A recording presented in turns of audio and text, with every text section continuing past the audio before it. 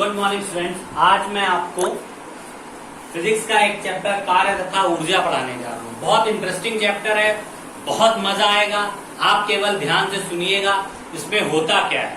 देखिए, सबसे पहले कार्य तथा ऊर्जा को इंग्लिश में वर्क एंड एनर्जी बोलते हैं। तो सबसे पहले हम कार्य समझ ले क्या होता है। कार्य याद रखिए,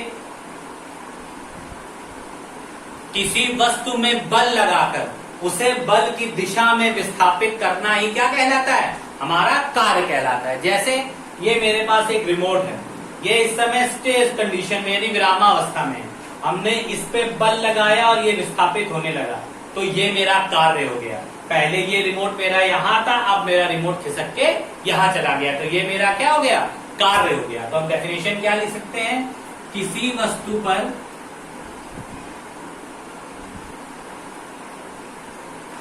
बल लगाकर उसको बल की दिशा में विस्थापित करना ही कार्य कहलाता है।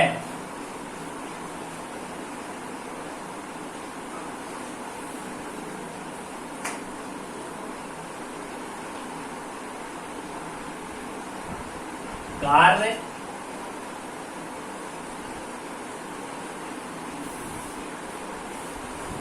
इसे कैपिटल W से प्रदर्शित करते हैं। इसका मात्रक जूल होता है। याद रखिए, W बराबर F इंटू S। यहां S क्या है, डिस्प्लेसमेंट है यानी विस्थापन है।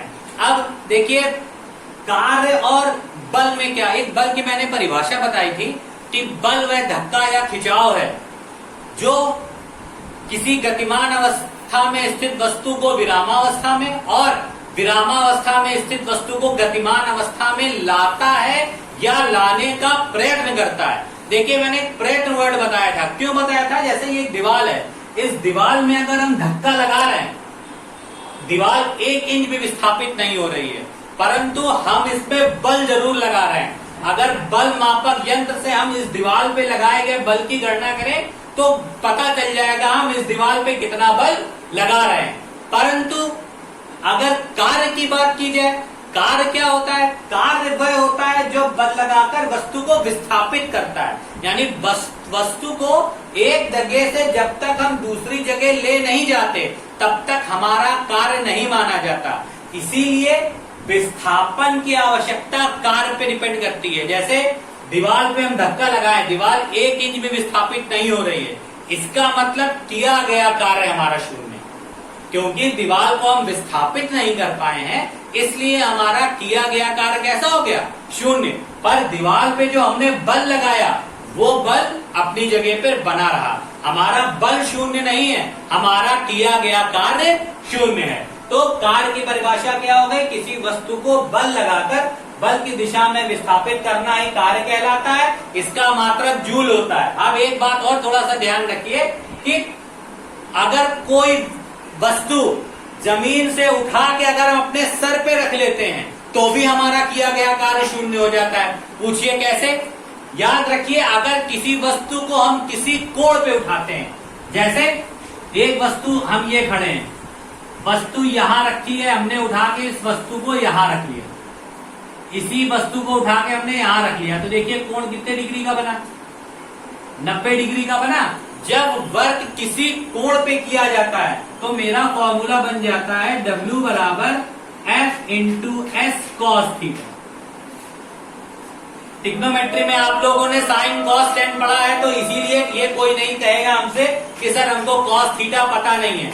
आप लोगों को कॉस थीटा सब कुछ पता है, बाकी और अच्छी तरीके से मैं आपको बताऊंगा। देखिए, कॉस थीटा आया जब यहाँ किया गया कार्य हमने जब इस वस्तु को उठा के यहाँ पे रख दिया, इसका मतलब एंगल कितने डिग्री का बन गया, 90 डिग्री का बन गया। तो F को हम ऐसे रखते हैं इंटू S ऐसे रखते हैं, कॉस थीटा की जगह कॉस 90 डिग्री रखते हैं। cos 90 की वैल्यू हमारी होती है 0, तो अब आ गया W बराबर क्या हो गया हमारा 0। यानी अगर किसी वस्तु को उठाकर हम 90 डिग्री पे रखते हैं तब भी हमारा किया गया कार्य कैसा होता है, शून्य। इस चीज को आप लोग हमेशा याद रखिएगा, तब भी हमारा किया गया कार्य कैसा होता है, शून्य। अब ऊर्जा देख लीजिए क्या होती है। ऊर्जा किसी व्यक्ति या वस्तु के अंदर जो कार्य करने की क्षमता होती है उसे हम लोग उस वस्तु या व्यक्ति की ऊर्जा बोलते हैं। जैसे एक हम लोग जो लेबर होते हैं वो 8 घंटे तक हैवी वर्क करते रहते हैं, वो काम हम नहीं कर सकते। क्यों? हमारे अंदर उस कार्य को करने की ऊर्जा नहीं है। और हम लोग दिन भर पढ़ सकते हैं या पढ़ा सकते हैं, तो ये काम अगर उनको दे दिया जाएगा तो ये काम वो नहीं कर पाएंगे। तो प्रत्येक व्यक्ति की अपनी कार्य करने की क्षमता होती है, उसी को उस व्यक्ति की ऊर्जा कहा जाता है। तो किसी बच्चे को कोई लेसन आधे घंटे में याद होता है, किसी बच्चे को कोई लेसन 1 घंटे में याद होता है। तो हर व्यक्ति या वस्तु की अपनी एक क्षमता होती है जिसको हम ऊर्जा के नाम से जानते हैं। तो याद रखिए ऊर्जा क्या होती है, किसी वस्तु या व्यक्ति में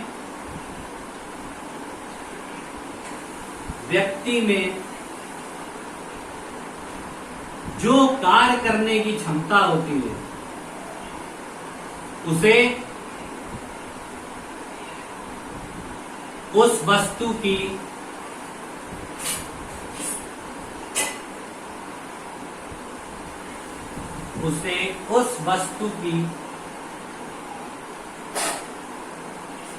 ऊर्जा कहते हैं।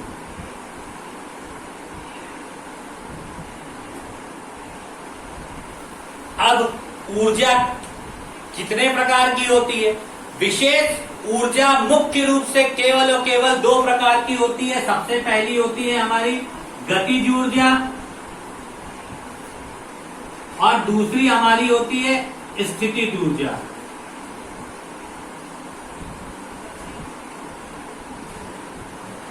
देखिए सबसे पहले हम गतिज ऊर्जा के बारे में जान लें। गतिज ऊर्जा क्या होती है?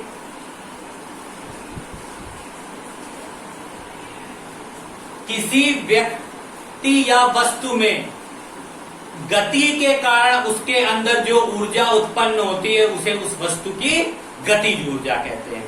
किसी वस्तु में गति के कारण उसके अंदर जो ऊर्जा उत्पन्न होती है उसे हम उसकी गतिज ऊर्जा कहते हैं। याद रखिए किसी गतिशील वस्तु में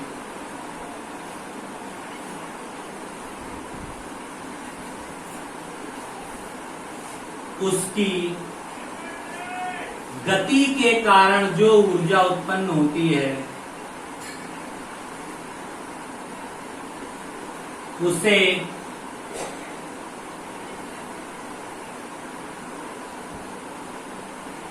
उस वस्तु की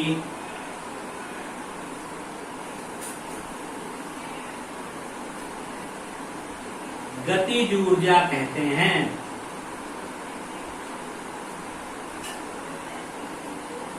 इसे कैपिटल के यानी काइनेटिक एनर्जी से प्रदर्शित करते हैं। याद रखिए एक चीज और कि इसको कैपिटल के यानी कैपिटल के से प्रदर्शित करते हैं। कैपिटल के का मतलब होता है काइनेटिक ऊर्जा। अगली चीज हम आपको बताने जा रहे हैं, जैसे इसका एग्जांपल देख लीजिए। स्टैंड पे खड़ी साइकिल, अगर आप एक साइकिल को स्टैंड पे खड़ा करो और खूब तेजी से उसकी पैडलिंग करो तो उसका पहिया घूमने लगता है। तो उस पहिए में जो ऊर्जा आती है वो किसकी वजह से आती है? उसकी गति के कारण। तो किसी गतिशील वस्तु में गति के कारण जो ऊर्जा उत्पन्न होती है उसे हम लोग उसकी गतिज ऊर्जा कहते हैं। अब अगर हम स्थितिज ऊर्जा की बात करें, स्थितिज ऊर्जा क्या होती है? किसी वस्तु में उसकी विशेष स्थिति के कारण जो ऊर्जा उत्पन्न होती है उसे उस वस्तु की स्थितिज ऊर्जा कहते हैं। याद रखिए किसी वस्तु में उसकी विशेष स्थिति के कारण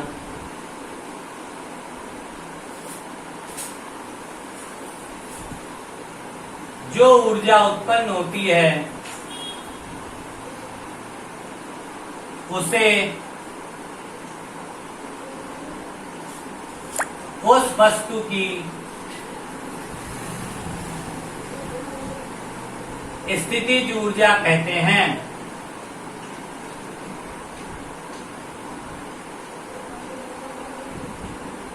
इसे कैपिटल यू से प्रदर्शित करते हैं। देखिए, एक चीज ध्यान से देखिएगा सब लोग कि जब कोई किसी वस्तु में उसकी विशेष स्थिति के कारण जो ऊर्जा उत्पन्न होती है उसे उस वस्तु की स्थितिज ऊर्जा कहते हैं।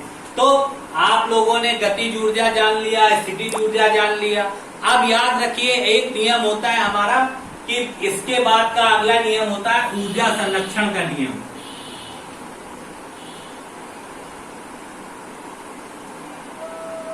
देखिए, ऊर्जा संरक्षण का नियम क्या होता है? ऊर्जा ना तो उत्पन्न की जा सकती है ना ही नष्ट की जा सकती है। इसे केवल एक रूप से दूसरे रूप में परिवर्तित किया जा सकता है। देखिए, सबसे पहली चीज क्या हो जाती है ऊर्जा संरक्षण के नियम में? ऊर्जा ना तो उत्पन्न की जा सकती है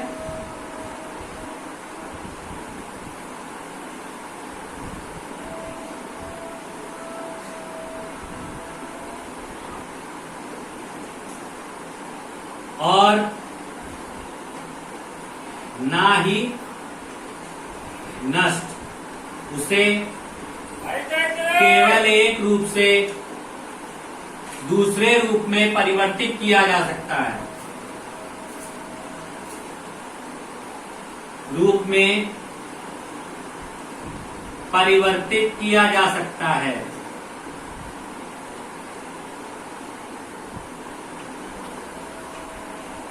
ध्यान से देखिएगा इसको, ध्यान से ऊर्जा संरक्षण के नियम को सुनिएगा। ऊर्जा ना तो उत्पन्न की जा सकती है और ना ही नष्ट। इसे केवल एक रूप से दूसरे रूप में परिवर्तित किया जा सकता है। कहने का मतलब ये है कि जैसे अगर आपको हम बोल दें कि लगातार आप एक चेयर पे बैठे रहो, तो जब आप चेयर पे बैठे हो तो उस स्थिति में आपके अंदर स्थितिज ऊर्जा, बैठे बैठे बैठे बैठे एक टाइम आपका ऐसा आएगा कि आपको लगेगा लाओ यार अब थोड़ा खड़े हो जाए। क्यों? हम बैठे बैठे ही थक जाते हैं, फिर मन करता है लाओ थोड़ा सा वॉक कर लें। तो जब हम चलने लगते हैं तो वही मेरी जो स्थितिज ऊर्जा होती है वो किसमें बदल जाती है? गतिज ऊर्जा। अगर आपको लगातार हम चलने के लिए कहें तो आप लगातार चलते रहेंगे, फिर एक स्थिति ऐसी आएगी जब आप थक कर बैठ जाएंगे। तो उस स्थिति में क्या हो जाती है? आपकी गतिज ऊर्जा ही बैठने पर आपके स्थितिज ऊर्जा में परिवर्तित हो जाती है। तो मेरे कहने का मतलब क्या है? ऊर्जा संरक्षण का नियम क्या कहता है कि ऊर्जा ना तो उत्पन्न की जा सकती है और ना ही नष्ट। इसे केवल एक रूप से दूसरे रूप में परिवर्तित किया जा सकता है। तो इस हिसाब से आज आपने कार्य की परिभाषा, स्थितिज ऊर्जा, गतिज ऊर्जा, ऊर्जा संरक्षण का नियम समझा। कल आप लोगों को मैं गतिज ऊर्जा का सत्यापन बताऊंगा और आगे की चीजों को अच्छी तरीके से समझाऊंगा। आप लोग इस चैप्टर को ध्यान से प्रैक्टिस करिएगा। Thank you and have a nice day.